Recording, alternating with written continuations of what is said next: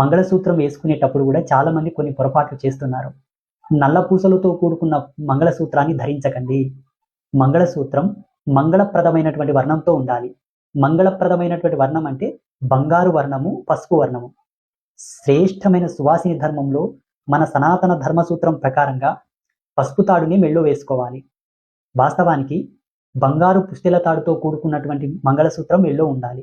భర్త యొక్క ఆయు ప్రమాణాన్ని రక్షించుటయే కాక కుటుంబ క్షేమమును, వంశోన్నతిని ప్రసాదించున్నదై ఉంటుంది. బంగారు పుస్తెల తాడు వేసుకోవాలి. ఒకవేళ బంగారు పుస్తెల తాడు మేము వేసుకోలేము గురూజీ, మేము పేదవాళ్ళం అనుకుంటే పసుపు తాడుకు మంగళసూత్రమును వేసుకోండి. మంగళసూత్రంలో కూడా నల్లటి పగడము, నల్లటి పగడం పక్కల ఎర్ర పగడం, ఎర్ర పగడం పక్కల ముత్యం, ముత్యం పక్కల పుస్తెలు రావాలి. ఇంకా అనాదిగా ఉన్నటువంటి సువాసిని ధర్మం ప్రకారంగా 3 పుస్తెలు వేసుకోవాలట. ఒకటేమో పుట్టింటి స్వరూపం, 2 అత్తింటి స్వరూపం, మధ్యలో ఉన్నది సమాజ శ్రేష్టత్వం కొరకు, సమాజ హితమును కొరకు, సమాజంలో తనకు ఉన్నటువంటి అవినాభావ సంబంధాన్ని తెలియపరుచున్నదై 3 పుస్తెలు వేసుకునే వాళ్ళట పాతకాలంలో.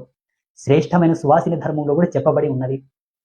ఇలా 2 పుస్తెల కంటే తక్కువ వేసుకోకూడదు. ఒంటి పుస్తె మెళ్ళో ఉండకూడదు. ఒంటి పుస్తె మెళ్ళో ఉంటే సువాసిని ధర్మం నుంచి ఆమె క్రమేపీ దూరం అవుతుందని సూచన. ఆమె దేవదాసి కింద, జోగిని కింద, బస్వి కింద లెక్క.